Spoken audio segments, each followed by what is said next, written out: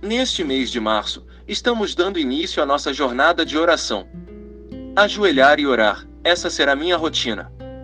Durante esse mês de março estaremos de joelhos, para mudar as nossas realidades espirituais, começando com nossos filhos, das mulheres, casadas e solteiras, dos maridos e dos pais. Será um mês cheio de glórias, todos os dias ao meio-dia. Junte-se a nós.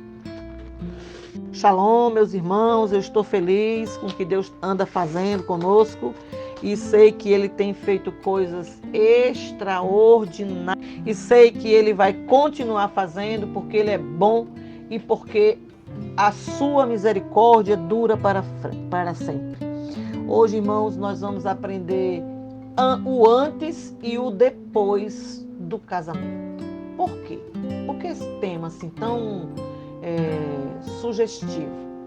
Por quê? Porque nós precisamos entender, né, que Deus está disposto a atuar diretamente na vida de uma pessoa, né, que dá lugar para Ele agir. Então, se você quer que Deus haja no seu casamento, né, que você tenha a ajuda de Deus no seu casamento, você precisa estar disposto, né, a deixar que Deus atue diretamente. Então aqui na Bíblia nós vamos ler o texto hoje muito tremendo, que é Gênesis 2:18. Depois o Senhor disse: Não é bom que o homem viva sozinho. Vou fazer para ele alguém que o ajude como se fosse a sua outra metade.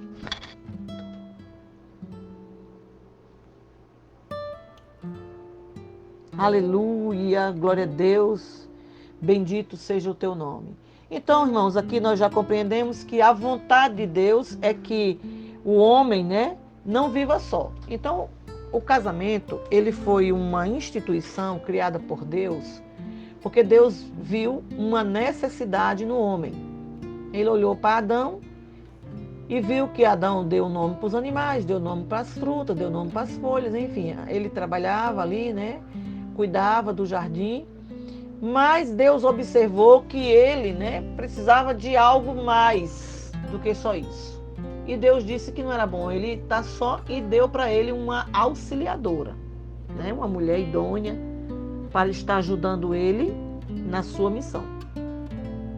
Agora, nós precisamos entender que a mulher, ela não é igual ao homem. Por aí já começa, né, a você compreender os fatores importantes que deve ser considerado no casamento. Por quê, pastora?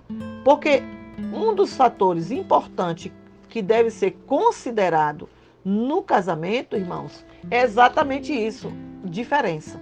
O homem, né, ele não é igual à mulher e nem a mulher é igual ao homem. Então isso daí já é um motivo para a gente aprender, para a gente orar e trabalhar nosso dia a dia. Por quê? Porque Deus, ele quer agir diretamente, como eu falei, né? Deus, ele precisa que cada um de nós estejamos aptos diante dos desafios que ele nos concede. O casamento, na verdade, é um desafio muito grande. Por quê? Porque Deus olhou, Adão viu que ele não era bom estar só, e Deus disse: rapaz, eu vou te dar uma pessoa para ficar contigo, mas vai haver desafio. Por quê? Porque ela não é igual a você, ela é diferente. O homem é diferente da mulher. Então, para o casamento dar certo, nós precisamos entender antes do casamento. Antes, nós vamos aprender o antes e o depois. Rápido, eu vou tentar ser rápida, porque para o vídeo não ficar muito longo. O casamento antes, existem dois fatores muito importantes a considerar, né? Quais são os fatores? O primeiro fator a considerar antes do casamento, né, é um aspecto sociológico, é um aspecto completo da sociedade. Primeiro, é muito importante você, né, olhar o seu casamento e começar a trabalhar para um aspecto sociólogo, né, sociológico, que trabalhe mutuamente, né, antes do casamento. Por quê?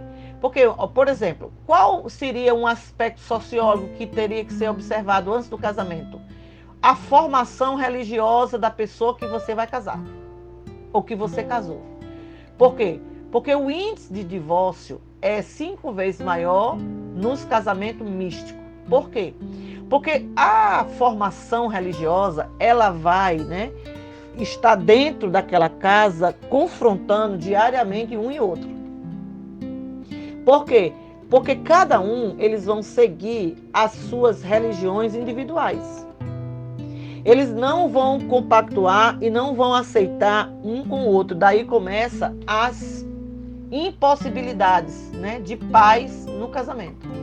Então, uma mulher que tem Deus, né, que ela nasceu no berço evangélico, ou um homem que nasceu num berço evangélico, os pais ensinaram, como a aula de ontem, eu quero que você, se você não assistiu, aqui no card em cima, você pode clicar e assistir a aula, né, que foi ontem, sobre os aspectos do casamento, né, como a sala de aula do casamento. Então, antes do casamento, você precisa muito saber esse aspecto religioso. Por quê? Porque uma formação religiosa, ela é muito importante. Uma pessoa que ela tem uma formação religiosa desde pequena, ela vai ter muitos conflitos se ela casar com outra pessoa que não tem a mesma religião. Entendeu? Ela vai ter um grande desafio e problemas e que certamente termina em divórcio. Certamente. Ela não vai suportar. Por quê? Porque os casais, eles começam a ser confrontados. Existem também outras, né, semelhanças que tem que haver. Qual é? Acerca da perspectiva econômica. Nós temos que ser maduros nas escolhas dos nossos cônjuges para que possamos ficar com esse casamento até a eternidade. Se as pessoas pegassem esse conselho bem aqui e aplicassem na vida delas, elas certamente nunca assinariam um divórcio. Por quê? Porque esses aspectos e esses fatores altamente importantes, eles têm que ser verificados e testados e observados antes do casamento, não depois. Quando, né, as pessoas, o amor, irmãos, eles dizem assim, não, eu vou casar com fulano, eu tenho minha formação, eu tenho minha faculdade, eu estou fazendo mestrado, né, um dos dois. E eu vou me casar, o meu esposo, ainda ele é ensino fundamental, mas eu estou trabalhando, eu estou orando e Deus vai, né, abrir a mente dele, ele vai concluir o ensino médio e vai concluir a faculdade. Irmãos, não vai. Não se iluda. Não vai. Isso teria que ser feito antes.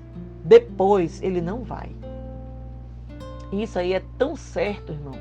Por quê? Porque metade das pessoas que se casam sem ter uma compreensão econômica de pelo menos os dois, né, ter pelo menos o valor de 50% cada um, estiver pelo menos dentro da proporção de cada um do gasto e do recebimento, é os problemas que se vê. Uma mulher que casa com um homem que ele só ganha meio salário mínimo, ela não vai suportar, né, se ela tem na casa dela um pai que paga faculdade particular, tem um carro disponibilizado para ela casar com um rapaz desse, ela não vai ficar com ele, entendeu? Porque ele não vai, né, suprir o amor, ele não vai resolver a esse ponto. Isso é por isso que acontece os divórcios.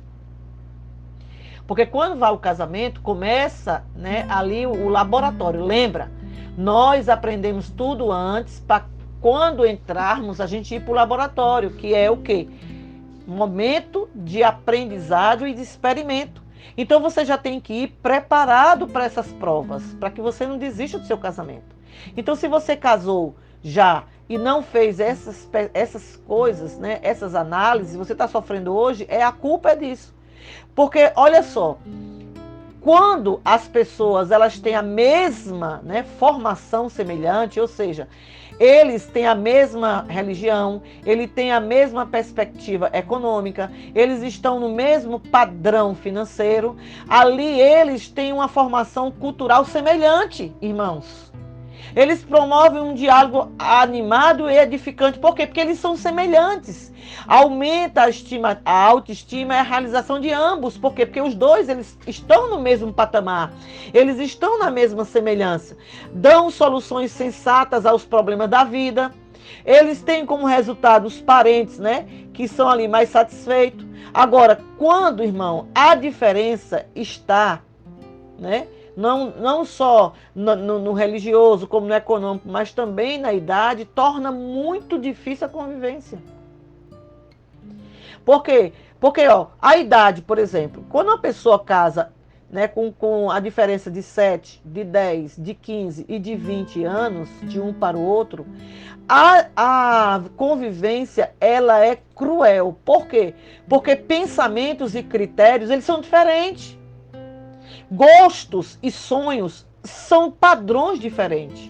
Forma de atuar em certas situações são padrões diferentes. Então, é necessário que nós, irmãos, acordemos. Você que está com um problema no seu casamento, comece a analisar aonde está o erro. Você errou nesses padrões, nesses fatores. Por quê? Porque depois do casamento, as diferenças começam a aparecer e logo, irmão, as características que não se completam, né, elas estarão ali para desarticular a aliança que foi feita.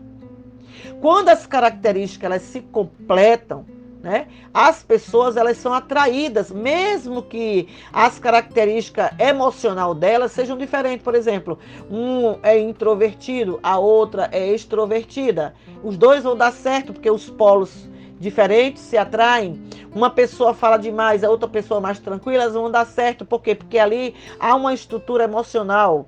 Mas no polo, irmão, que a gente aprendeu aqui dos fatores que tem que ser considerado antes para que as pessoas convivam e continuem convivendo com as diferenças, é exatamente isso que tem que ser feito. Você precisa, né, analisar, você que está me ouvindo, que você vai casar, caiu aí no seu telefone e você quer casar, você está precisando, você está com um noivo ou uma noiva e você já observou que esses padrões aqui não estão batendo, irmão, eu dou um conselho para você, debaixo do sangue de Jesus, não case. Porque você vai ter dificuldade e pode chegar até o divórcio. Já pensou você ser um homem de Deus, uma mulher de Deus, procurando um casamento, e aí você não observar esses fatores e casar e se divorciar, irmão? Porque os fatores sociológicos, os econômicos, o de idades, eles têm que ser semelhantes. Os interesses estão na semelhança, não na diferença. Amém? Então eu vou orar por você. Pai, eu apresento essa família que entrou agora, essa pessoa, meu Deus, que já fez o casamento, Pai. Ela já fez. Com as semelhanças diferentes. Elas são diferentes. Idade, diferente em cultura, diferente no social, diferente na religião. E hoje eles vivem aí, Pai, debaixo de um jugo muito grande, que é o que a gente está aprendendo agora, que vai viver.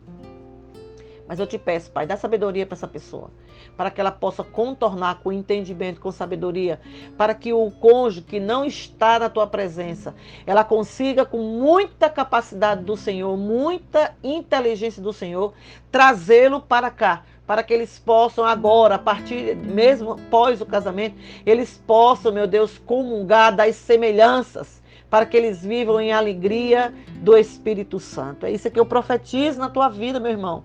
Você que está na diferença, que já casou, se você está na diferença e não casou, não case. Mas se você está na diferença porque você já está casado, você precisa buscar a Deus, orar bastante para que o seu cônjuge, que é diferente de você, venha para o reino de Deus. Essa é a palavra de Deus para nós nesse primeiro dia da semana, né? Aliás, o segundo dia. Hoje, o segundo dia dos casamentos. Então, é necessário que a gente aprenda sobre casamento. Amém?